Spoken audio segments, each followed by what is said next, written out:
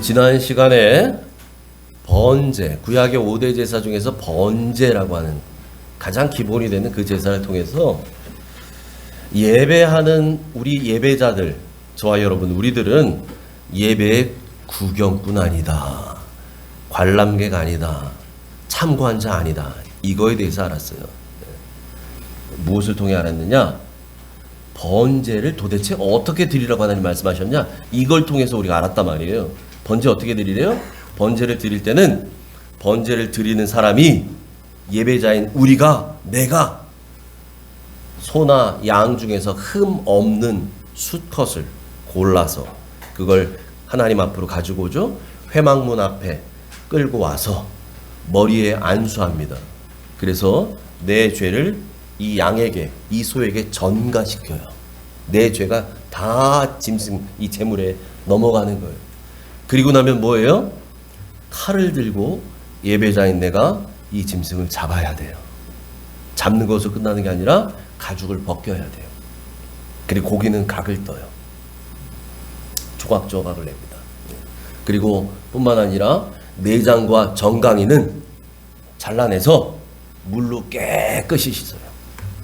그 뒤에 이것을 제사장에게 전해줘야 돼요. 그러면 제사장이 그걸 받아가지고 어떻게 합니까? 번제단 위에 올려요. 피는 이미 받았을 때 번제단 사방에 뿌리고, 고기와 내장과 정강이 각든 이 모든 것들은 번제단 위에 올리고, 이제 제사장은 그걸 홀라당 태워서 하나님께 올려요. 연기로 다 올리는, 화제라, 그렇게 해서 하나님께 올려요. 이게 구약의 5대 제사 중에 가장 기본이 되는 번제, 그 제사의 방법, 드리는 방법이 이렇다는 거예요. 그러니까 여러분 생각해 보세요. 내가 오늘 하나님 예배하러 가는데, 내가 오늘 하나님께 제사 드리러 가는데, 제사 드리러 가는 내가, 오늘날로 말해서 예배자인 내가, 짐승도 준비해, 하나님께 드릴 제물도 준비해, 그리고 그 제물 가져가서 안수하고, 그걸 전부 죽인 다음에 가죽을 벗기고 각을 뜨고 뭐 내장과 정강이 물로 씻고, 이 모든 과정을, 예배에 들어간 모든 과정과 절차를 내가 다 해야 되는데, 예배자인 내가 해야 하는데, 여러분 그런 사람이 어떻게 예배의 관객일 수 있어요? 그런 사람이 어떻게 예배의 구경꾼일 수 있어요? 말이 안 되는 얘기죠. 그래서 예배자는요, 예배에 있어서 주연 배우이다라는 거예요. 여러분은 관객 아닙니다. 오늘 이 자리에 구경, 마치 영화 보듯이 앞에서 목사 또는 찬양팀 뭐 이 사람들이 하는 거 얼마나 잘하나, 오늘 얼마나 내 마음에 은혜를 끼치나 한번 보자, 이런 마음 갖고 계신 분 한 분도 없겠지만, 혹시 그렇다면 지금부터 우리의 마음을 바꿔야 돼요. 예배는 앉아서 구경하며 드리는 게 아니에요. 나를 드려야 돼요. 나를. 여러분 이게 예배자의 마음이에요. 자, 이것을 위해 지난 시간에 살펴봤고요. 오늘은 그 5대 제사 중에서 두 번째 제사인 소제에 대해 살펴볼 텐데, 제가 처음에 이 특별히 고린도후서 들어가기 전에 예배에 대해서 준비해야 되겠다라고 마음 먹었을 때는 2시간 정도 번제에 대해서 좀 집중적으로 하고 나머지 네 제사에 대해서는 좀 간략하게 해서 전하면 되겠지 했다가 준비하다 보니까 안 되겠어요. 그래서 1시간을 더 해야 되겠다라고 했다가 그 모든 생각을 뒤집어 엎고요, 이왕에 하는 거 제대로 살펴봐야겠다. 제대로 살펴봐야겠다. 왜냐면 하나님께서 말씀하신 제사 하나하나마다 번제, 소제, 우리 다음 시간에 볼 화목제, 또 속죄제, 속건제 하나하나가요, 이걸 다시 한번 살피고 곱씹고 하면 할수록 그 내용이 어마어마하게 방대할 뿐만 아니라 내용이 심오해요. 그래서 도저히 이걸 그냥 구렁이 담 넘어가듯이 수박 겉핥기식으로 훑어 넘어가서는 안 되겠다는 생각이 제가 들어서, 이걸 제대로 하려고 5대 제사를 매주 하나씩 살펴보는 게 맞겠다, 이렇게 마음을 바꿔 먹었어요.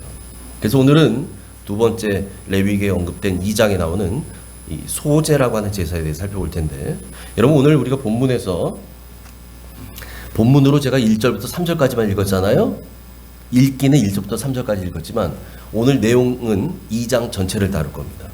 그렇게 알고 계시고 오늘도 소제를 통해서 하나님께서 우리에게 말씀하시는 하나님이 받으시는 예배는 어떤 예배일까? 우리가 어떤 마음으로 예배를 드려야 하는지 여러분 나의 예배를 오늘 말씀의 거울에 잘 비춰보시는 시간 되시길 축복합니다. 아멘.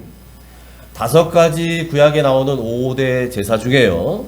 유일하게 동물을 바치지 않고 곡물로 바치는 제사가 오늘 나오는 이 소제라는 제사예요. 이 제사는 동물을 잡아서 피를 내고 뭐 각을 뜨고 이런 거 안 해요. 곡식을 드려요. 곡식을. 이게 소제예요. 여러분 피 흘림이 없은즉 죄 사함이 없다고 말씀하셨는데 왜 하나님은 왜 뭐 번제 뭐 화목제 다 좋은데 왜 하필 곡식으로 드리라고 하셨을까? 여러분 그런 생각이 안 들까요? 왜 곡식으로 드리라고 하셨지? 제물로만 소나 양만 잡아도 충분한 제사가 되는데 왜 그러셨을까? 왜 그랬냐면요. 이런 이유입니다. 이 당시에도 이스라엘 백성들 중에 빈부격차가 심했어요. 무슨 말이냐? 넉넉한 재산이 있는 백성도 있고요. 가난한 백성도 있었다는 얘기예요. 오늘날도 똑같잖아요. 그죠? 고대나 현대나 똑같아요. 돈 있는 집안 있고요. 정말 오늘 한 끼 겨우 먹고 살아야 되는, 입에 풀칠하게 겨우 살아가는 이 힘든 이런 사람들도 있었다는 거예요. 여러분 생각해 보세요. 그렇게 오늘 하루 먹고 살기도 빠듯한데 오늘 나가서 일당 벌지 않으면 오늘 살기 어려운데 여러분 이런 사람이 어떻게 소 한 마리를 하나님께 바치겠어요? 그런 사람이 어떻게 양을 잡아 바치겠어요? 이거는 무리예요. 그래서 하나님께서 그렇게 가난한 백성들, 그런데 하나님을 예배해야 되는 하나님의 자녀들, 그 자녀들을 위한 하나님의 배려가 소제라는 제사예요. 할렐루야. 여러분 이걸 생각하면요, 소제라는 제사를 통해서 우리 하나님, 우리 아버지께서 우리를 얼마나 세세하게 배려하시고 염려하시고 생각해 주시는지 여러분 여기에 은혜가 돼요. 그래서 소제는 한마디로 말해서 하나님의 배려다 이거예요. 하나님의 배려. 그래서 하나님께서 그런 자들, 가난한 자들에게 소, 양, 물론 번제에는 비둘기도 드리라고 했어요. 돈 없는 사람. 그런데 여러분 그것마저도 쉽지 않은 사람도 있거든요. 그래서 그런 사람들은 어떻게 드리라고 하는지 오늘 읽었던 본문의 내용 레위기 2장 1절부터 3절을 우리 다시 한번 읽겠습니다. 같이 읽습니다. 시작. 누구든지 소제의 예물을 여호와께 드리려거든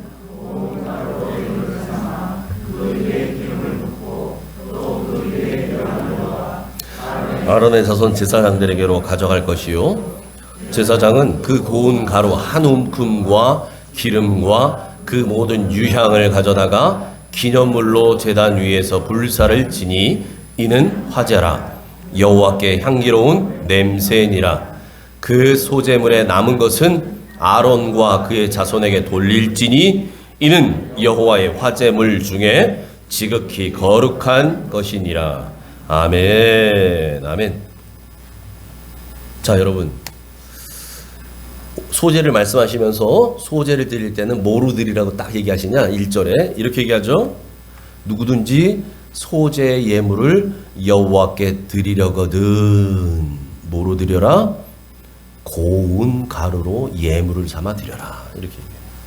여러분 고운 가루, 그 뭐 밀가루, 요즘 시중에 파는 밀가루 이런 것도 밀가루는 요즘 워낙 곱게 나와서 잘 돼 있죠. 뭐 면 같은 거 보면 여러분 뭐 중면 있고 소면 있고 막 이러잖아요. 굵기에 따라 그런 것처럼. 이 가루도요. 대충 하면 막 거칠고 막 이런 것들이 있을 텐데 고운 가루는 거친 그런 게 없는 거예요. 맷돌에 갈더라도 여러 번 가는 거죠. 잘게 부수고 곱게 갈아진 그런 가루를 고운 가루라고 하는데 그 가루를 드리래요. 그러니까 여러분 고운 가루는 다른 가루에 비해서 훨씬 더 많은 정성이 들어간 가루겠죠. 그런 거예요. 여러분, 하나님이 받으시는 가루는요, 그런 마음과 정성을 다해서 하나님께 드리는 가루여야 돼요. 기왕이면 잘게 부서뜨리고 곱게 가루어진 그런 가루여야 한다는 거죠. 하나님은 그런 가루를 받으셔요. 여러분, 그런데 사람도 마찬가지입니다. 하나님이 사람을 받으셔요. 하나님이 예물을 받는다는 것은 예물을 바친 그 사람을 받는 거거든요. 여러분, 하나님이 받으시는 사람도 마찬가지입니다. 무슨 말이냐? 하나님은 잘게 부서지고 갈려진 사람을 받으신다는 거예요. 제가 그래서 이 말씀을 준비하면서 오늘 이 소재 내용과 딱 맞는 글이 생각이 났어요. 그래서 그 글을 준비했는데 제가 한번 읽어드릴게요. 여러분 한번 들어보세요. 하나님은 부서진 것들을 사용하신다는 히브리 격언이 있습니다. 단단한 곡식은 부서져야 빵이 됩니다. 포도주도 향수도 잘게 부서짐을 통해 만들어집니다. 단단한 음식도 입안에서 고르고 잘게 부서져야 소화되어 영양분이 됩니다. 사람도 성숙한 인격과 신앙을 갖추려면 부서지는 과정을 거쳐야 합니다. 부서짐의 크기가 곧 성숙의 크기이기 때문입니다. 가을에 도리깨질을 할 때면 걷어들인 곡식을 펼쳐놓고 사정없이 후려칩니다. 왜 나만 때려요? 이제 그만 좀 때려요. 라고 외치는 곡식들의 소리에도 농부는 아랑곳하지 않고 한참을 내려칩니다. 그러나 아프라고 때리는 것이 아닙니다. 미워서 때리는 것도 아닙니다. 껍데기를 벗겨내기 위해서입니다. 알곡과 쭉정이를 가려내기 위해서입니다. 더 잘게 부수기 위해서입니다. 농부이신 하나님은 우리 인생에도 도리깨질 하실 때가 있습니다. 시도 때도 없이 말이죠. 우리는 너무 아파서 차마 소리도 못 냅니다. 왜 나만 때리냐고요? 불평도 합니다. 이렇게 힘들고 어려워서 누가 예수를 믿겠느냐고요? 투덜대기도 합니다. 그래도 하나님의 도리깨질은 멈추지 않습니다. 더 많이 부서지라고, 더 많이 깨지라고, 더 많이 죽으라고 하십니다. 도리깨질의 강도가 하나님 사랑의 깊이입니다. 하나님은 부서져야 사용하시고 부서진 만큼 쓰실 수 있기 때문입니다. 아멘이시죠? 아멘입니다. 혹시라도 오늘 예배 자리에 나오신 우리 성도님 중에 이 자리에 앉아는 계시지만 본인이 생각할 때에 정말 내 인생이 지금 이 하나님의 도리깨질을 당하고 있는 것 같은 어쩌면 그런 느낌을 받고 계시는 분이 있을지 모르겠어요. 여러분, 그런 분이 계시다면 잘 기억하시기 바랍니다. 하나님은요, 더 잘게 부서지고 더 곱게 갈아진 인생만 하나님이 받으시기 때문에 그런다는 거예요. 여러분, 부서지고 갈라진 만큼 하나님이 쓰실 수 있어요. 곱게 갈아진 가루여야만 제대로 된 그런 하나님이 원하시는 우리 인생의 셰프가 되시는 하나님께서 빚으시는 완전한 맛있는 빵을 만들 수 있거든요. 그런 가루가 되어야 돼요. 그러므로 여러분, 하나님께서 하시는 이 도리깨질의 강도는 곧 하나님 사랑의 깊이라는 사실을 잊지 마시기 바랍니다. 아멘. 자, 그렇게 해서 갈아진 이 고운 가루를 하나님께 그냥 드리느냐? 아니에요. 여기 하나님 뭐라고 말씀하시냐면 여기에 기름을 부으래요. 그리고 유향을 얹어서 드려라. 이렇게 말씀하십니다. 이 위에 기름을 부어요. 여러분, 가루에 기름을 왜 부을까요? 잘 반죽하려고, 기름 반죽하려고 붓는 거예요. 기름은 이때 대부분 썼던 기름이 어떤 기름이냐? 올리브유. 이 팔레스타인 지역에서 많이 나는 올리브 나무, 감람나무, 감람유라고 하는 올리브유를 쓰는 거예요. 올리브 기름을 써요. 그리고 그 위에 유향을 얹습니다. 유향은 뭐예요? 이 소재물을 향기로운 제물로 만들기 위해서 향을 더하는 향, 좋은 향을 냅니다. 이 유향을 얹어요. 이렇게 해서 그 얹은 것을 가지고 제사장에게 드려요. 제사장에 드리면 제사장이 그렇게 돼 있는 것 중에서 한 움큼만 딱 들어요. 한 움큼만 들어서 고운 가루 한 움큼을 제단 위에 뿌리고 거기에 기름과 유향을 얹고 그걸 불살라 버립니다. 이렇게 하나님께 드려요. 그럼 나머지는 어떻게 하느냐? 이 나머지는 제사장 몫으로 하나님이 가져가라고 하신 거예요. 예. 제사장은 분깃이 없는 지파잖아요. 예. 제사장은 땅이 없어요. 자기 소유의 땅이. 백성들이 냈던 하나님께 바치는 제물 중에 일부를 제사장의 몫으로 하나님께서 아예 율법에 규정해 놓으셨어요. 제사장이 살아야 되니까. 그 가족도 살아야 되니까. 그래서 이 제물을 가져가도록 하시는 거예요. 그런데 여러분, 이렇게 소제를 드릴 때도 마지막 이 세 번째, 그 위에 유향을 뿌리는 요 유향이요. 이게 상당히 가격이 좀 나가는 거예요. 여러분, 성소에서 제사장이 했던 일 중에 하나가 이 성소 안에 들어가서 매일같이 분향단에 분향을 하고 떡상에 떡을 올려놓고 진설병 올려놓고 거기에 향이 꺼지지 않도록 올려드리는 그런 일들을 제사장이 하거든요. 그때 성소 안에서 계속해서 피워내야 되는 그 향이 바로 이 유향이에요. 이 향기로운 이 향을 하나님께로 계속 올린다는 의미를 갖고 있어요. 그런데 이게 비싸요. 그러니까 여러분, 이것마저도 돈 없는 사람은 구하기가 쉽지 않을 거죠. 아니, 하나님께서 배려하셔서 곡물 제사를 드리라고 소제를 가르쳐 주셨는데 준비하다 보니 아이고, 거기에 유향을 또 얹어야 되네. 야, 그것을 하려면 그것도 힘든데. 이런 문제 걸려요. 그래서 하나님께서 그런 사람들을 위한 또 다른 대안을 세 가지를 주십니다. 그런 사람들, 가난한 백성들을 위해서 대안 세 가지를 주셔요. 그것이 바로 레위기 2장 4절부터 7절에 있는 말씀이에요. 같이 한번 읽습니다. 시작. 네가 화덕에 구운 것으로 소제 예물을 드리려거든 고운 가루에 기름을 섞어 만든 무교병이나 기름을 바른 무교전병을 드릴 것이요, 철판에 붙인 것으로 소제 예물을 드리려거든 고운 가루에 누룩을 넣지 말고 기름을 섞어 조각으로 나누고 그 위에 기름을 부을지니 이는 소제니라. 네가 냄비의 것으로 소제를 드리려거든 고운 가루와 기름을 섞어 만들지니라. 아멘. 아멘. 자, 첫 번째 대안이 뭡니까? 화덕에 구운 것으로 하나님께 소제 예물로 바쳐라 라고 말씀하셔요. 화덕에 구운 것, 고운 가루 반죽을 화덕에 딱 구워요. 요즘 화덕 피자라는 거 있잖아요. 화덕 피자. 예, 생각해 보시면 알아요. 반죽해서 딱 넣으면 그 열기에 이게 빵으로 싹 바뀌잖아요. 그렇게 바뀌는 거예요. 그렇게 만들어서 하나님께 바치래요. 근데 여기에는 기름은 넣어요. 기름은 넣는데 여기에는 유향은 넣지 않습니다. 그러니까 유향, 돈 없어서 유향 못 바치는 백성들, 이건 할 수 있어요. 집에서 빵으로 만들어서 구워서 기름을 얹어서 만들어서 그걸 드리면 되니까요. 자, 두 번째 대안은 뭐냐?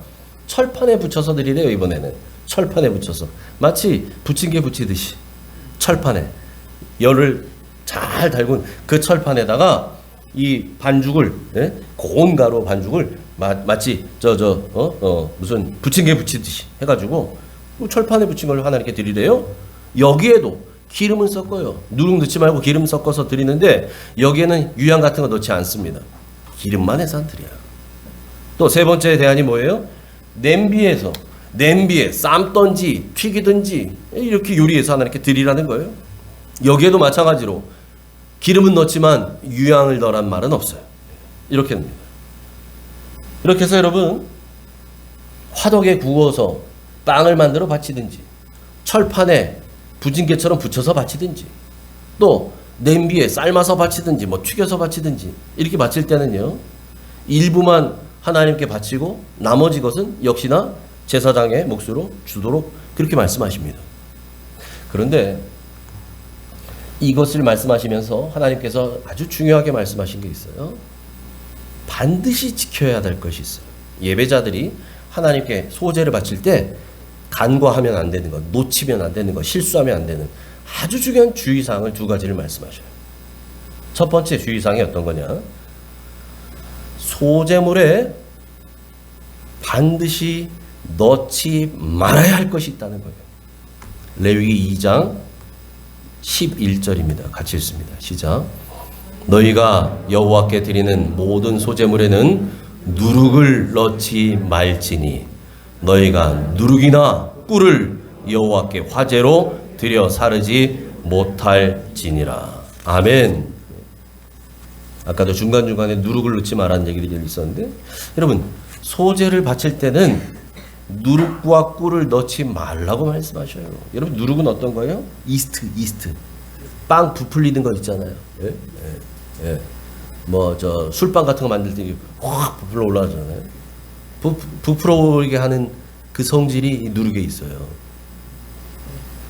그래서 6월절 애굽에서 나오기 전날 밤 이 누룩을 넣지 않은, 그래서 누룩을 넣지 않았다 해서 무교, 누룩을 넣지 않은 빵이다, 무교병, 그걸 먹도록 하셨거든요. 뿐만 아니라 꿀은 뭐예요? 여러분 꿀은 다 알잖아요. 꿀을 음식에 넣으면 어떻게 돼요? 달아져. 음식을 달게 만듭니다. 그러니까 여러분 생각해 보세요. 누룩이라는 놈하고 꿀이라고 하는 놈은 어떤 역할을 해요?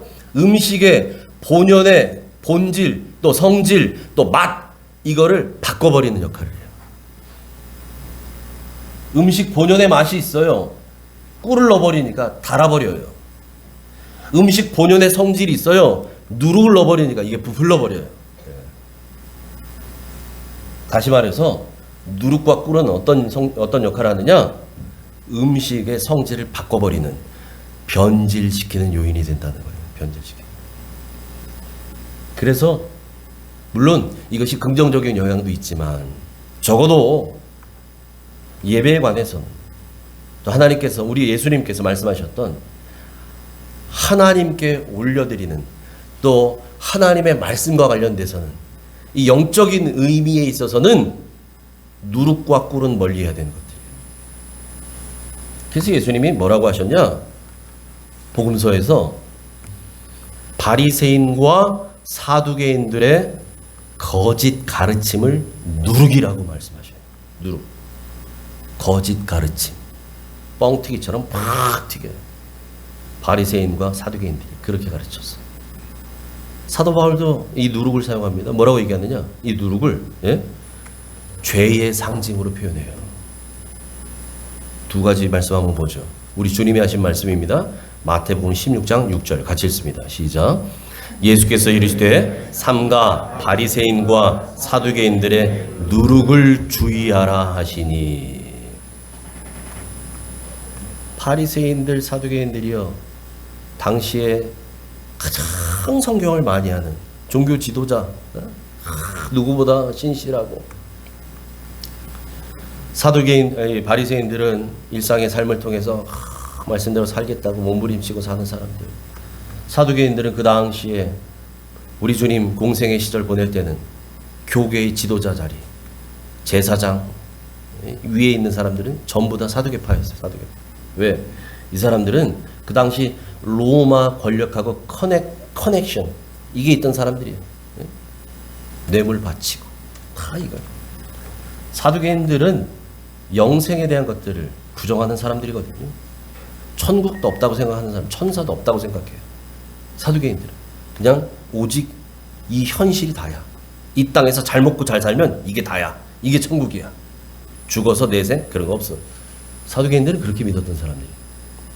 영적인 거는 없어. 그래서 바리새파와 사두개파가 늘 충돌했던 거예요. 그런데 이 사람들이 가르치는 걸 우리 주님 뭐라 그러셔요? 누룩을 주의하라. 거짓 가르침을 주의하라. 그래서 말씀하셨어요. 바울은 이렇게 말합니다. 고린도전서 5장 8절 같이 읽습니다. 시작. 이러므로 우리가 명절을 지키되 묵은 누룩으로도 말고 악하고 악에 찬 누룩으로도 말고 누룩이 없이 오직 순전함과 진실함의 떡으로 하자. 아멘. 이 죄를 이 누룩으로 상징하는 거예요. 그렇게 표현해서 하는 거예요. 묵은 누룩, 악하고 악에 찬 누룩, 그런 거 다 빼버리고 하나님께 명절에 제사하고 예배할 때는 누룩 없이 그 누룩 다 빼버리고 오직 순전함과 진실함의 떡으로만 하자. 이런 권면을 합니다. 그러니까 여러분, 하나님께 드리는 예배는 소제를 드릴 때에 너희가 반드시 넣지 말아야 될 것, 누룩과 꿀을 넣지 마라 라고 하신 이유는, 하나님께 예배를 드릴 때는 그 예배를 과도하게 포장하고 보여주기 위해서 부풀리고 이런 거 하지 말라는 거예요. 하나님 그거 원치 않으셔요. 그래서 누룩을 빼라는 거예요. 또 여러분, 사도 바울이 갈라디아에서 말하잖아요. 내가 사람을 기쁘게 하랴 하나님을 기쁘시게 하랴. 나도 모르게 신앙생활 하다 보면 사람 신경 쓸 때가 있어. 사람. 내가 분명히 오늘 하나님께 예배를 드림에도 불구하고 사람을 신경 쓰는 거예요. 우리 성도님들이 이건 좀 편하게 하겠지? 이런 걸 하면 좋겠지? 하나님이 뭘 원하시는가 보다 경우에 따라서는 사람을 더 위에서 생각하고, 하나님 그거 하지 말래요. 그거 하지 말래요. 인위적으로 꾸미고 예배를, 때로는 흥미를 막 유발시키기 위해서 재미라고 하는 걸 주려고. 여러분, 예배가 막 무슨 개그맨 무슨 재밌는 무슨 공연 보는 거 아니잖아요. 재미와 흥미 막. 앞에서 목사가 개그하는 사람 아니거든요. 그런데 간혹 또 그런 것 재주 많으신 목사님들 있잖아요. 막 재밌는 이야기, 우스꽝스러운 이야기하고, 그래 깔깔깔깔 웃어야 막 좋은 것처럼. 그런 인위적인 거, 흥미를 불러일으키는 그런 예배를요, 위선적인 예배라고 하셔요. 필요에 따라서 그런 것들이 필요할 때가 있긴 하겠죠. 그런데 사람을 기쁘게 하려고 마치 입에 달도록 단 음식 만들려고 꿀을 넣듯이 음식에다가, 그런 예배 만들지 말고요. 그런 예배 하지 말아요. 그런 예배 하나님 받지 않으신대요. 그런 예배.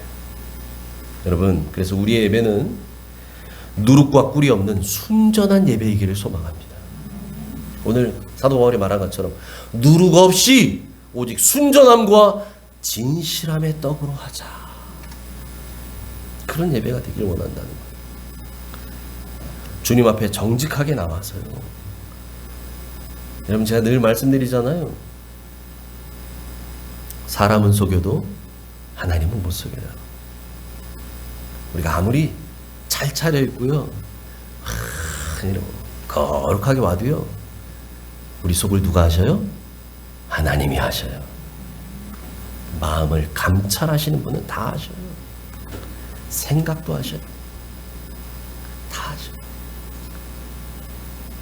그래서 하나님께 바로 예배할 수 있는 사람 뭐냐?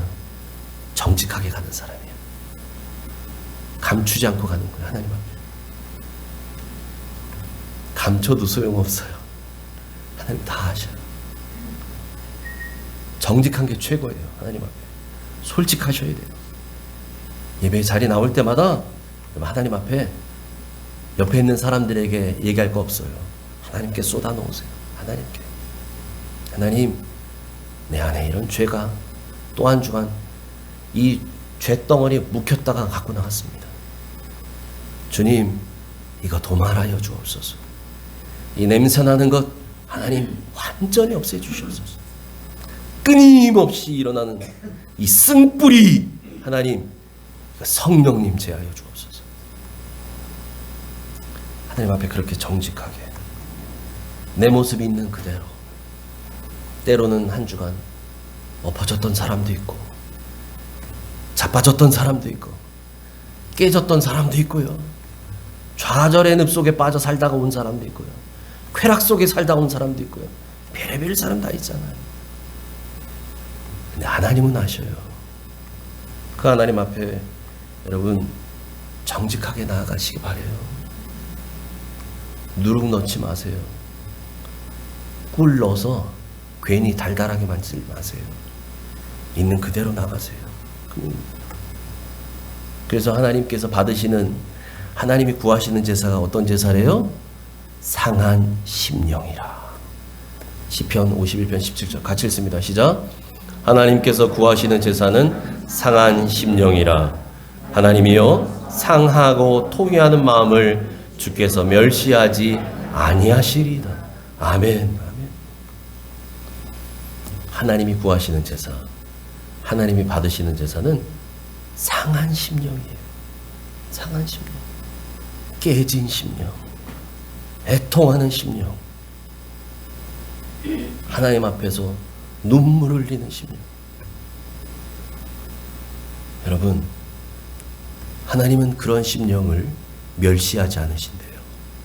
상하고 통회하는 마음, 그런 영혼을 하나님은 멀리하지 않으셔요. 그런 자들을 하나님이 받으셔요. 우리 주님이 누굴 찾으러 오셨다고요? 죄인을 찾으러 오셨어요. 죄인을, 의인을 찾으러 오지 않으셨어요. 죄인을 찾으러 왔어요.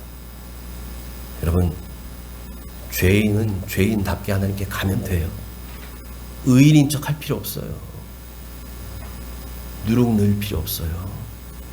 애써서 꿀 바르고 나올 필요 없어요. 하나님 앞에 정직하게 나와요. 정직하게.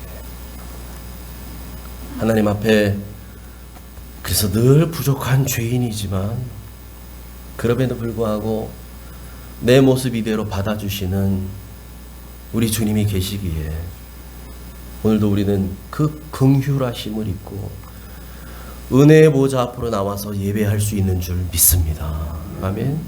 그러므로 여러분, 오늘도 우리가 구해야 할 것은, 오늘 이 예배에서 우리가 정말 하나님께 구해야 될 것은요, 하나님의 긍휼입니다. 하나님, 나를 불쌍히 여기소서. 하나님, 나는 죄인입니다. 하나님, 나를 불쌍히 여기시옵소서. 하나님은 그런 세리의 기도를 들으셨어요. 주님이 얘기하시잖아요. 큰 거리에서 누룩도 치고 꿀도 바르고 많은 사람 앞에서 좋은 옷을 입고 하늘을 향해서, 하나님, 나는 저 이방인들과 같지 아니함을 감사하나이다. 나는 3일에 한 번씩 금식을 하고 11조를 드리고 하나님께 그렇게 예배하는 하나님의 백성으로 삼아주시니 감사합니다. 이렇게 기도하는 기도에 귀 기울이지 않으셨어요. 남들이 볼까 두려워서 구석에서 감히 하늘을 향해 머리를 들지도 못하고 가슴을 치며 기도하는 세리요. 하나님, 하나님, 나를 불쌍히 여기소서. 나는 죄인이로소이다. 그 기도를 들으셨어요. 여러분, 그 예배를 받으십니다. 그래서 하나님 구하시는 제사는 상한 심령이래요. 상한 심령이에요. 오늘 주님의 긍휼을 구하시기 바랍니다. 그 주님의 사랑의 은혜를 구하시기 바래요. 여러분, 이게 있어야 우린 살아요. 주님의 은혜가 있어야 살고요, 불쌍히 여기심을 받아야 우린 살아날 수 있어요. 그래야 오늘도 살 수 있어요. 한 주간 어떻게 살 거예요? 주님, 나를 불쌍히 여기소서. 나는 이런 놈입니다. 정직하시기 바래요. 하나님 앞에. 그래야 살 수 있습니다. 그래야 은혜를 누리며 살아가요. 그런 예배를 하나님이 받으셔요. 그런 예배를. 그렇게 예배하는 우리에게 오늘도 회복의 은혜가 임할 줄 믿습니다. 하나님께 소제를 드릴 때 반드시 잊지 말고 지켜야 될 두 번째 주의사항이 있어요. 그것이 13절입니다. 같이 읽습니다. 시작. 내 모든 소제물에 소금을 치라. 내 하나님의 언약의 소금을 내 소제에 빼지 못할지니 내 모든 예물에 소금을 드릴지니라. 아멘. 두 번째 주의사항, 이번에는 반드시 넣어야 할 것이 있어요. 뭐래요? 소금을 치라. 소금을 치라. 모든 소재물에 다 소금을 칠하는 거예요. 그런데 보세요. 이걸 그냥 소금이라고 표현하지 아니하시고 오늘 성경에 뭐라고 얘기합니까? 내 하나님의 언약의 소금을 쳐라. 하나님의 언약의 소금이라고 말합니다. 하나님의 언약의 소금. 고대에는요, 고대에 중요한 계약을 맺잖아요. 제가 어떤 사람하고 중요한 계약을 맺었어요. 가령 오늘날로 치자면 여러분 이해하기 쉽게 물건을 사고 팔고 이런 부동산을 팔고 계약을 했어요, 저하고. 그러면 도장 찍고 헤어지는 게 아니라 이것이 분명하다는 것을 서로에게 확증하기 위해서 같이 밥을 먹어요. 계약 당사자 쌍방이 같이 밥을 먹어요. 밥을 먹으면서 식탁 자리에서 소금을 나눕니다. 소금을 옆 사람에게 또 나에게. 이 당시 소금 아주 귀했잖아요. 그래서 그렇게 소금을 나누는 걸 그 당시 문화가 있었거든요. 그걸 통해서 하나님 오늘 말씀하시는 거예요. 레위기에. 그것처럼 예배를 통해서도 이 소재를 통해서도 하나님과 맺은 그 언약, 신실하신 그 언약 잊지 말고 기억하라는 거예요. 시내산에서 맺으셨던 그 언약부터 시작해서 이스라엘 백성들에게 내려오는 하나님의 법이 있어요. 하나님의 법. 이젠 하나님이 신랑 되시고 이스라엘이 신부가 되어서 마치 혼인 서약한 것 같은 그 약속을 예배 때마다 기억하라는 거예요. 잊지 말라는 거예요. 그래서 소재물에 그 언약의 소금을 칠하는 거예요. 언약의 소금. 여러분, 이 말은 다시 말하면 하나님은 우리와 맺은 언약을 잊지 않으신다라고 약속하신 거예요. 마치 비 온 뒤 하늘에 무지개를 뜰 때마다 노아에게 말씀하시잖아요. 내가 다시는 너희에게 물로 심판하지 않을 것이다. 그것을 너희가 기억하도록 내가 무지개를 보인다. 여러분, 하나님은 우리에게 하셨던 그 맺은 언약, 그 신실하신 언약을 결코 바꾸지 않으십니다. 하나님 그래서 변개치 아니신다고 그러잖아요. 이랬다 저랬다 하지 않으셔요. 하나님은. 사람은 그러죠. 하나님은 안 그러셔요. 영원히 기억하셔요. 여러분, 그래서 찬송가 370장, 여러분 좋아하시는 370장, 그 370장 4절의 가사가 이래요. 내 주와 맺은 언약은 영 불변하시니 그 나라 가기까지는 늘 보호하시네. 같이 한번 불러볼까요? 내 주와 맺은 언약 영 불변하시니 그 나라 가기까지는 늘 보호하시네. 주님을 찬송하면서 주님을